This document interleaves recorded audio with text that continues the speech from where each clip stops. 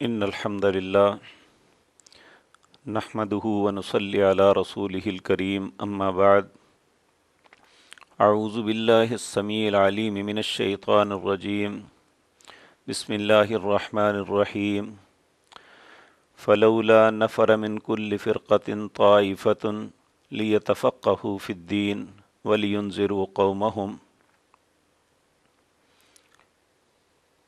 ناظرین کرام، اللہ رب العزت نے انسان کو دنیا میں بھیجا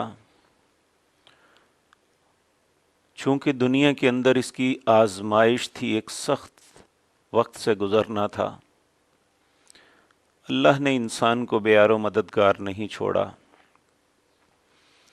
آدم علیہ السلام کو دنیا پر بھیجتے ہوئے اللہ رب العزت نے یہ بات ارشاد فرمائی تھی، فَإِمَّا يَأْتِيَنَّكُم مِّنِّي هُدًى، میری طرف سے تمہارے پاس رہنمائی آئے گی، ہدایت کا طریقہ آئے گا۔ فَمَنِ اتَّبَعَ هُدَايَ، جو اس طریقے کو، جو اس رستے کو، جو اس معاملے کو اپنا لے گا، فَلَا يَضِلُّ وَلَا يَشْقَى، نہ وہ گمراہ ہوگا نہ بدبختی اس کا مقدر بنے گی۔ دنیا کے امتحان میں کامیاب وہی شخص ٹھہرے گا جو اللہ کی ہدایت اور رہنمائی کو قبول کرے گا۔ اللہ رب العزت نے جو رہنمائی انسانوں کے لیے بھیجی، ان کے لیے اپنے خاص بندوں کو منتخب کیا جو انبیاء و رسول تھے۔ اللہ نے 1,24,000 نبی مختلف وقتوں میں دنیا میں بھیجے، اور ان میں 315 صاحب کتاب تھے۔ ہر قوم کے اندر اس وقت اللہ نے نبی مبعوث فرمایا۔ بعض اوقات بعض بستیوں میں کئی انبیاء آئے، جس طرح کہ سورۃ یاسین کے اندر تذکرہ آتا ہے کہ اللہ نے مثال دے کے کہا کہ اس بستی کے اندر ہم نے 2 پیغمبر بھیجے، جب انہوں نے جھٹلا دیا فعززنا بثالث، اللہ نے تیسرے کے ساتھ ان کی مدد کی۔ علی ھذا القیاس، یہ سلسلۃ الذھب، یہ سونے کی زنجیر چلتی ہے آدم علیہ السلام سے اور جناب محمد الرسول اللہ صلی اللہ علیہ وسلم تک، یہ انسانوں کی ہدایت اور رہنمائی کا فریضہ ادا کرتی رہی۔ آخری نبی جناب محمد الرسول اللہ صلی اللہ علیہ وسلم، آپ دنیا میں تشریف لائے۔ آپ کی محنت اور کوشش سے لاکھوں لوگوں کو اللہ نے ہدایت عطا فرمائی، اور جب آپ بھی اس دنیا میں اپنا وقت گزار کے اس دار فانی کو چھوڑ کے دار البقاء کی طرف تشریف لے گئے، تو اب انسانوں کی رہنمائی کا فریضہ اللہ رب العزت نے امت کے ایک گروہ کے ذمے کر دیا، کہ جس میں قرآن کے اندر اللہ نے حکم دیا فَلَوْلَا نَفَرَ مِن كُلِّ فِرْقَةٍ طَائِفَةٌ لِيَتَفَقَّهُوا فِي الدِّينِ، تم میں سے ایک گروہ ایسا ہونا چاہیے جو دین کا علم سیکھے، دین کا تدبر، اس کی فقاہت، اس کی سمجھ اس کو لے۔ وَلِيُنذِرُوا قَوْمَهُمْ، پھر اپنی قوم کے اندر انہیں ڈرانے کا باعث بنے، انہیں کی ہدایت اور رہنمائی کرے۔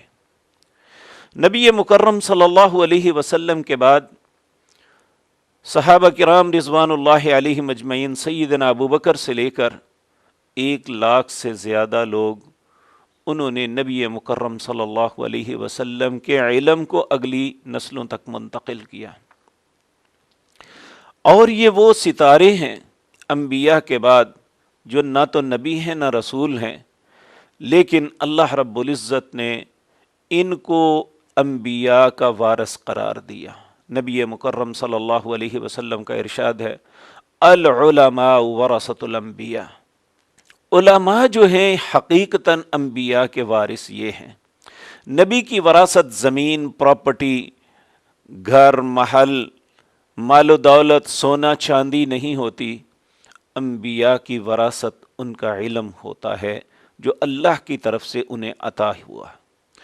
اللہ رب العزت نے جناب محمد الرسول اللہ صلی اللہ علیہ وسلم کو جو ہدایت اور رہنمائی کے لیے کتاب دی اس کا نام قرآن کریم ہے، اور قرآن کریم کی تفصیل ثم ان علینا بیانا، اللہ نے اس کا بیان بھی سکھایا، وہ نبی مکرم کی زبان مطہرہ سے نکلنے والی جسے حدیث یا سنت کہتے ہیں۔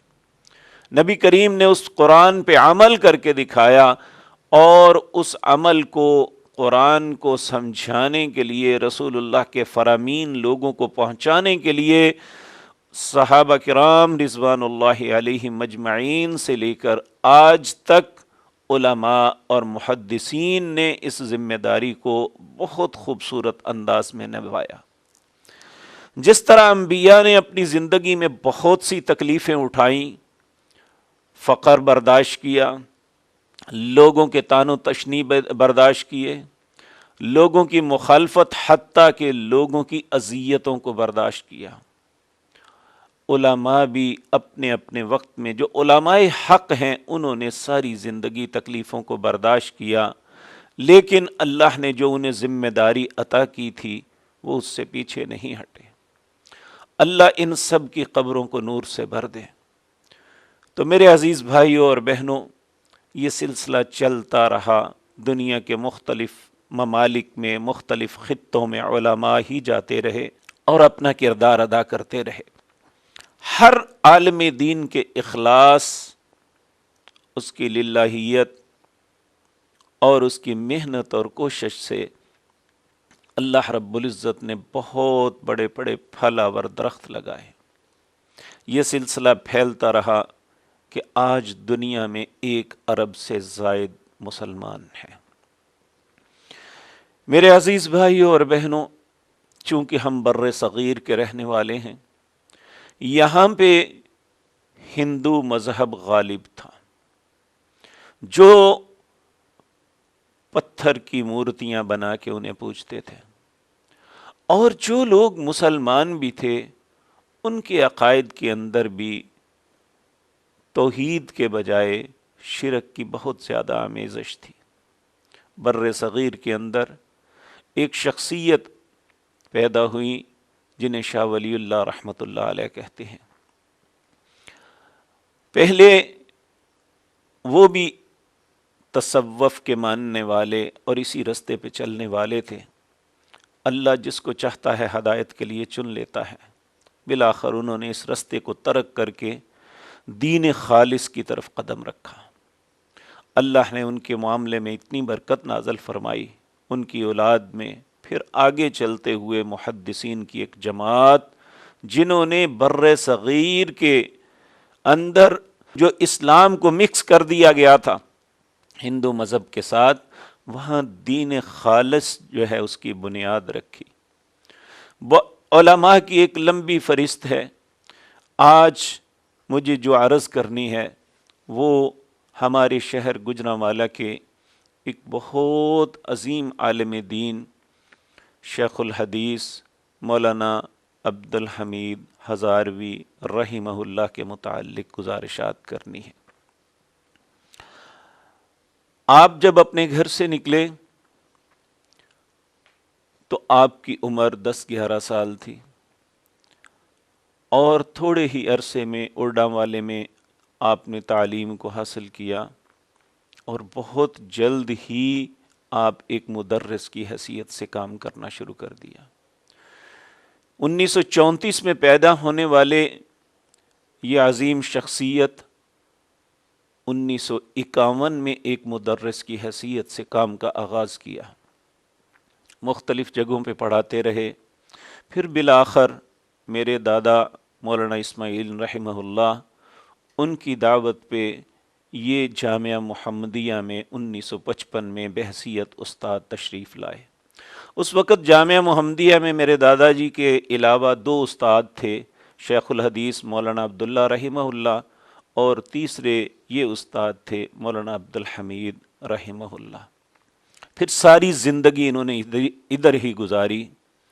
جب 1968 میں دادا جی رحمہ اللہ اس دنیا سے تشریف لے گئے تو جامعہ محمدیہ کا انتظام و انصرام مولانا عبداللہ رحمہ اللہ کے ہاتھ میں آیا۔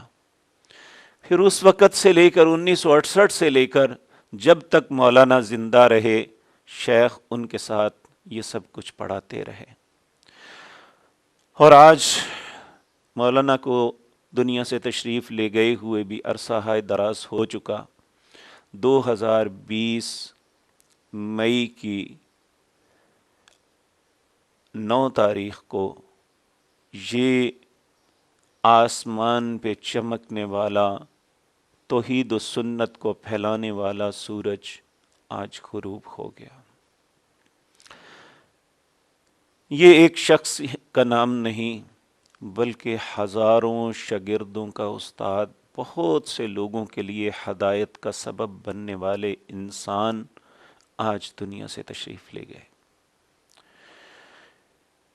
میری اللہ رب العزت سے دعا ہے، اے اللہ ساری زندگی مسند تدریس پہ بیٹھ کے بچوں کو پڑھانے والے، قال اللہ و قال الرسول کی صدائیں بلند کرنے والے، اور خطبات جمعہ میں جامع مسجد فاروق محلہ چاچوہانہ میں عرصہ ہائے دراز میں خطابت کے فرائض سر انجام دینے والے اس بزرگ، جن کی وجہ سے بہت سے لوگوں کو اللہ نے دین حق، قرآن و سنت کی دعوت کی وجہ سے ہدایت کا رستہ عطا کیا، آج وہ اس دنیا سے چلے گئے۔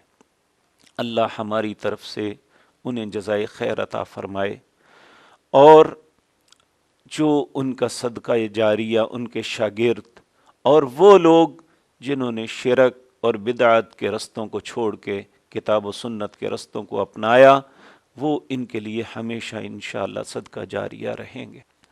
مولانا سے چند سالوں سے میرا کافی قرب تھا۔ مولانا انتہائی میرے ساتھ شفقت فرمایا کرتے تھے۔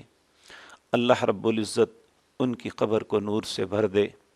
بہت محبت کرنے والے انسان تھے۔ اللہ رب العزت نے انہیں ایک استاد ہی نہیں، طلباء کے لیے ایک مشفق باپ کی حیثیت رکھتے تھے۔ کئی مرتبہ بعض معاملات میں ان سے طلباء کے متعلق گزارشات کی تو وہ ہمیشہ کہا کرتے تھے کہ نہیں، میں کسی کو مایوس نہیں لوٹانا چاہتا، میں چاہتا ہوں جو بھی آئے کچھ لے کے جائے۔ ایسا مخلص انسان دنیا میں بہت کم ہوتے ہیں۔ اور سب سے بڑی بات، ان کے شاگردوں میں سے بعض نے مجھے یہ بات بتائی ہے کہ مولانا 1955 سے لے کر آج تک، یہ تقریباً 65 سال کا عرصہ بنتا ہے 2020 تک، مولانا پہ کوئی مالی بے ضابطگی نہیں تھی۔ مولانا نے اپنی جوانی اور بڑھاپے تک یہاں گزارا۔ مولانا پر کوئی اخلاقی الزام نہیں ہے۔ اور سب سے بڑی بات یہ ہے کہ ان کے ساتھی علماء گاڑیوں، موٹر سائیکلوں پہ ہر اس طرح جاتے، لیکن یہ حافظ آباد روڈ پہ ایک خواتین کا مدرسہ قاری سیف اللہ صاحب کا، وہاں تشریف لایا کرتے تھے۔ ہمارا گھر اس کے قریب ہی تھا۔ آپ پیدل ہی تشریف لاتے اور پیدل ہی واپس جاتے، کبھی اس بات کو برا نہیں محسوس کیا تھا۔ انتہائی سادگی کے ساتھ زندگی گزاری۔ اے اللہ آج تیرے مہمان بن چکے ہیں۔